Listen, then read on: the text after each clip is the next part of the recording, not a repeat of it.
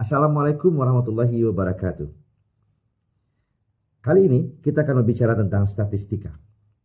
Banyak orang yang merasa kurang nyaman, merasa kurang senang, merasa ada yang takut malah kalau mendengar kata statistika. Seringkali orang mengatakan statistika itu sulit, membosankan, angka-angka. Terus ada rumus-rumus. Rumusnya bentuknya seperti apa gitu. Tidak bagus ya. Tidak cantik. Rumus tak ada yang cantik. Nah, sekarang kita coba membicarakan statistika itu. Selamat datang di Ardoni Kucis Channel. Silakan subscribe, like, share kepada teman-teman Anda, dan tinggalkan komen. Terima kasih. Statistika. Ada 7 hal yang akan kita bicarakan kali ini. Kita lihat yang pertama. Perbandingan dan perbedaan. Ternyata manusia itu suka membanding-bandingkan dan membeda-bedakan. Tuhan menciptakan kita memang berbeda-beda. Tidak ada orang yang sama, tidak ada bunga yang sama, tidak ada juga awan yang sama. Berubah tiap saat. Dan manusia juga suka melihat perbedaan-perbedaan. Kalau kita bicara tentang kurus dan gendut, sekurus apa? Segendut apa? Apakah yang sedang itu setengahnya? Tidak jelas kalau kita bicara pendek, tinggi, sedang. Susah kita memahaminya, susah kita memastikannya. Ya kan nggak apa-apa, nggak pasti. Nggak bisa, karena manusia butuh kepastian. Manusia butuh kejelasan. Mungkin pada awalnya kita aman-aman saja, tidak jelas. Oke, nggak apa-apa, nggak jelas. Tapi lama-lama kita tidak juga bisa. Itu yang wanita-wanita kalau nunggu yang laki-lakinya ngomong, sampai ngomong nembak gitu. Ya nggak bisa kan, lama-lama bosan juga. Nanya, ini hubungan kita gimana? Minta penjelasan. 6 bulan, nggak jelas. Pas setelah 6 bulan, nanya sama dosen. Ini nilai saya gimana Pak? Lulus atau enggak? Butuh kejelasan. Sementara yang kita bicarakan tadi tidak jelas. Untung ada ini yang kedua. Ada angka. Angka itu bisa diterima karena semua orang mengatakan angka 3 berada di antara 2 dan 4. Tidak ada yang mengatakan 3 itu lebih banyak daripada 5. Semua manusia punya penafsiran sama terhadap angka. Kita bersyukur karena ada seorang ahli yang bernama Muhammad bin Musa al-Khwarizmi yang lahir di kota Khwarizm. Dulu ada seorang imam di Masjidil Haram namanya Al-Minangkabawi karena dia berasal dari Minangkabau. Di dalam bahasa Arab kalau pakai i di belakangnya al dan ada i-nya itu tempat lahir, tempatnya, negeri asalnya. Nah, si Muhammad bin Musa al-Khwarizmi ini lahir di kota Khwarizm, kira-kira di Uzbekistan sekarang. Nanti carilah di peta, ada namanya kota Khiva, itu dulu bernama Khwarizm. Dia membuat angka yang seperti ini. Angka 1 karena 1 sudutnya, angka 2 karena ada 2 sudutnya, angka 3 ada 3 sudutnya, dan seterusnya sampai 9. 0 karena tidak ada sudutnya. Nah, ketika punya Khwarizmi ini kita pakaikan ke yang tadi. Kurus 50 kg, gendut 75 kg. Ketahuan sekarang, ternyata gendutnya 1,5 kali lipat. Tanpa melihat orangnya, kita bisa bayangkan seberapa gendutnya dibandingkan dengan yang kurus tadi. Pendek itu 117 cm. Tinggi 171 cm. Sedang itu 193 cm. Kita bisa lihat perbandingannya dengan jelas. Jauh di mata, dekat di foto. Jauh di mata 92 km. Dekatnya itu 7 kali 10 pangkat 5 km. Ini cuma gaya-gayaan. Sebetulnya 7 cm. Oke, angka membantu. Nah, satu lagi yang membantu adalah grafik dan tabel. Grafik dan tabel menggambarkan perbandingan, menggambarkan perbedaan itu. Maka grafik dan tabel kita perlukan untuk itu. Memperjelas juga. Ini grafik dan tabel. Mempermudah penafsiran. Ini bentuknya seperti ini biasanya. Ada yang bulat-bulat, ada yang petak-petak, lurus-lurus. Ada pula yang berbentuk tabel saja, ada baris dan ada kolomnya.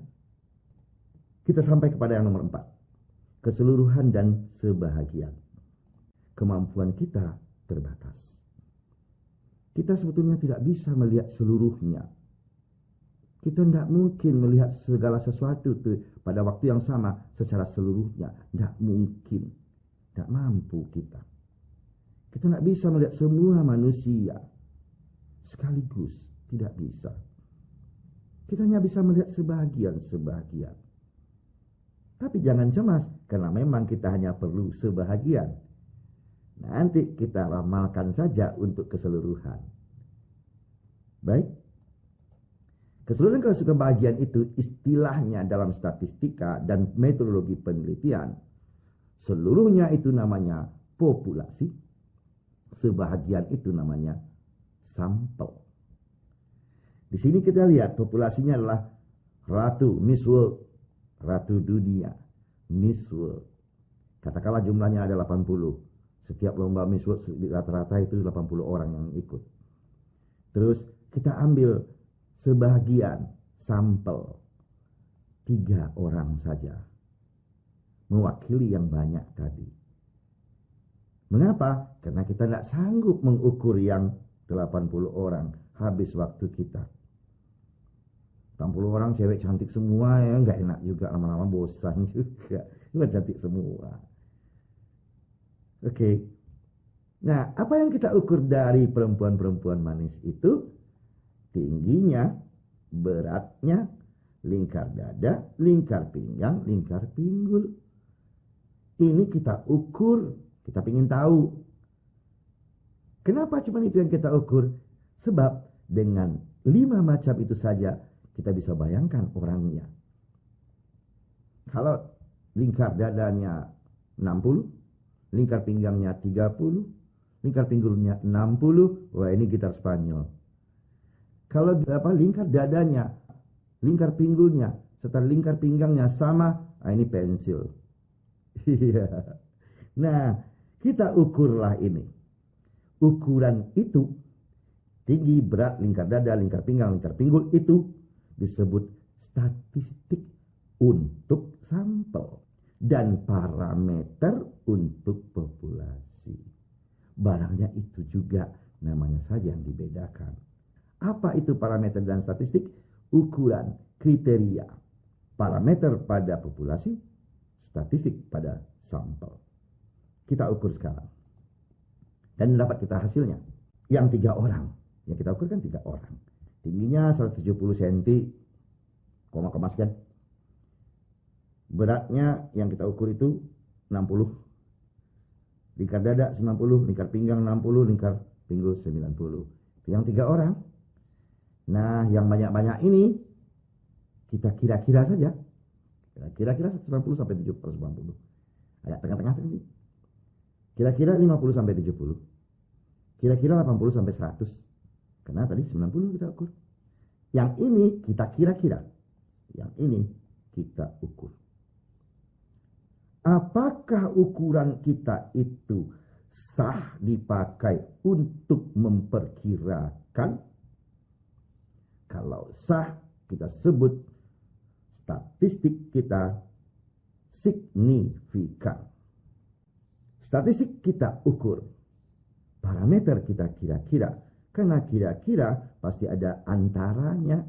Kira-kira 60 sampai 80. Kira-kira 80 sampai 100. Nah, 80 sampai 100 itu kan interval. Maka disebut dia interval konfidensi. Apa interval konfidensi? Interval konfidensi adalah hasil dugaan parameter berdasarkan statistik. Yang boleh itu dikerjakan kalau statistiknya signifikan. Pertanyaannya adalah, Bagaimana menentukan statistik itu signifikan atau tidak? Tadi kita ukur, dapat hasil ukuran. Selanjutnya hasil ukuran itu kita hitung. Lalu untuk memastikan dia itu signifikan atau tidak, kita bandingkan dengan tabel nilai kritis. Kalau kita ragu gitar kita tidak cocok dengan nada C-nya dengan C yang sebenarnya, kita pakai garpu tala. Point. Oh, C-nya ini bunyinya. Cocokkan gitarnya, ting, belum cocok, putar sampai cocok. Garpu tala itu adalah tabel nilai kritis pada statistik. Bagaimana menghitung tabel nilai kritis? Tidak usah dihitung, sudah dihitung orang, tinggal pakai. Kalau ini sudah ada di tiap buku statistika, itu ada di belakangnya biasanya. Dan di mana-mana dicari mudah, di Google juga banyak sekali tabel nilai kritis. Kalau hasil ukuran kita, hasil hitungan kita kurang dari nilai yang ada di tabel nilai kritis, disebut tidak signifikan. Kalau ukuran kita lebih dari nilai yang ada di tabel kritis, disebut itu signifikan atau berlaku untuk menduga parameter. Kita dugalah parameter kita berdasarkan ukuran atau hitungan tadi. Kita duga pastilah hasil ukuran pendugaan itu tidak tepat. Tidak mungkin 100%-nya tepat. Pasti ada yang salah. Kesalahan itu disebut dengan alfa. Alfa itu biasanya bergerak dari 0 sampai 30 atau 10 sampai 30. 30 adalah batas akhir untuk penelitian ataupun hitungan-hitungan dalam bidang ilmu pengetahuan sosial. Tapi untuk bidang eksakta, FMIPA misalnya, teknik, itu tidak boleh lebih dari 10. Dari 100 salah 10 itu sudah tinggi. Kalau untuk ilmu sosial nggak apa-apalah 30. Karena kalaupun salah, ya nggak apa-apa, orang nggak mati juga. Tapi kalau di bidang eksak, mobil susah, apalagi pesawat. Pesawat kita produksi 10 buah, kita periksa saja 1 aman. Yang 9 jatuh, ya nggak bisa. Kalau pesawat itu 0 alfanya. Oh, salahnya ini kira-kira saya tidak yakin betul, saya yakinnya cuma 90%. Berarti salahnya 10%. Saya cuma yakinnya 75%. Berarti salahnya 25%. Itu dinyatakan. Berdasarkan dugaan tadi didapatlah berapa interval konfidensi dari parameter. Alfa itu mempengaruhi tabel nilai kritis. Kalau alfanya 10 dengan alfa 30, lain nilai tabel nilai kritisnya. Nah, bagaimana menentukan alfa? Itu di dalam metodologi penelitian. Seberapa besar kesalahan yang kita toleransi waktu mengambil sampel. Kalau kita tidak toleransi sama sekali, 100%, berarti 0% lah salahnya. Kalau kita toleransi sampai 30% salahnya, 70% lah benarnya waktu mengambil sampel. Berkaitan sampai kemari.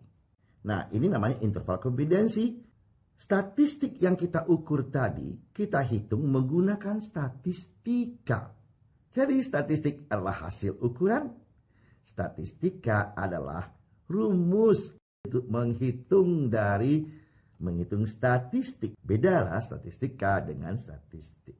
Kadang-kadang sama saja orang itu menganggap, padahal itu berbeda.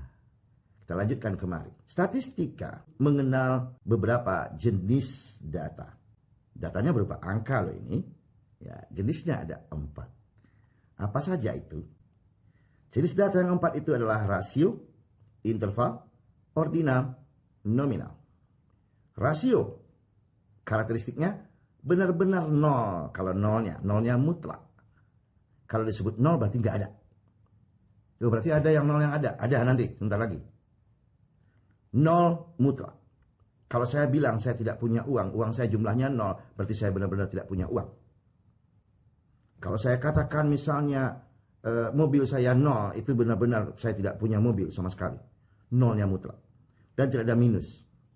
Tidak mungkinlah saya punya mobil berapa? -3. Mana ada orang punya mobil -3. Jadi jumlah mobil itu adalah rasio. Tinggi badan contohnya juga. Tinggi badan itu tidak ada yang 0. Kalau nolnya itu berarti nggak ada orangnya. Terus nggak ada tingginya yang minus. Gimana nyungsep ke tanah itu? Tidak mungkin. Nah, satu lagi sifat rasio ini perbandingannya tepat. 2 itu ya setengah daripada 4. Kalau kita menggunakan data rasio, maka yang kita ukur dan yang kita hitung sama. Benar-benar kita ukur berat badan orang, kita hitung berat badan itu. Kita ukur berat badan, kita hitung berat badan. Karena berat badan adalah jenis data rasio.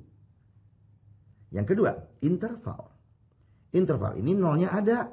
Misalnya, temperatur, suhu, itu ada nolnya. Kalau nol itu bukan tidak ada. Berapa suhu sekarang? 0 Celcius. Ada itu. Minus ada juga. Ada yang minus kan. Minus berapa sekarang? Minus 20. Wah dingin. Gitu ada. 0 derajat itu titik saat air membeku. Interval itu nolnya ada. Dan tidak berarti nolnya mutlak. Nolnya bukan berarti tidak ada. Minusnya juga ada. Kita ukur temperatur. Kita hitung temperatur. Jadi ukurnya sama dengan hitungnya. Statistikanya namanya parametrik. Karena yang kita gunakan adalah parameternya.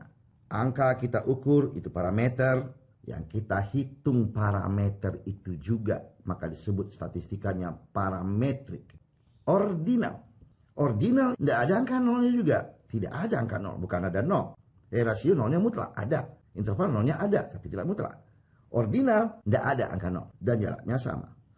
Apa ini ordinal? Peringkat. Juara 1, juara 2, juara 3, juara 4. Gitu. Kan tidak ada juara 0. Saya menang kan kemarin. Walaupun saya nggak juara 1 tapi juara 0 lebih tinggi. Tidak. Salah itu. Tidak ada nolnya. Itu ordinal. Maka yang diukur itu angka. Tapi yang dihitung nanti peringkat. Misalnya orang jadi juri nyanyi. Itu kan setiap juri itu punya angka ya. Suaranya sekian, angkanya 75. Oh, tekniknya 60, ekspresinya 65 lagi.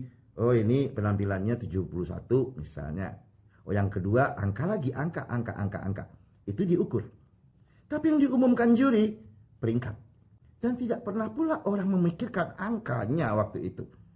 Tidak ada orang bertanya, kamu kemarin ikut lomba ya, lomba nyanyi. Iya, dapat nilai berapa dari juri? Tidak, pasti yang ditanya peringkat berapa, juara berapa. Jadi yang diukurnya angka, tapi yang dihitungnya peringkat. Nominal, nolnya ada. Apa nominal itu? Jumlah kita ukur berat badan orang. 50 kg, 70, 80, 90. Yang kita hitung nanti bukan 50, 70, 90-nya.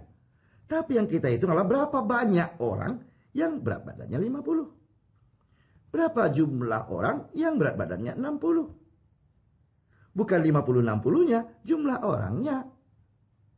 Jadi yang kita ukur angka, tapi yang kita hitung jumlahnya.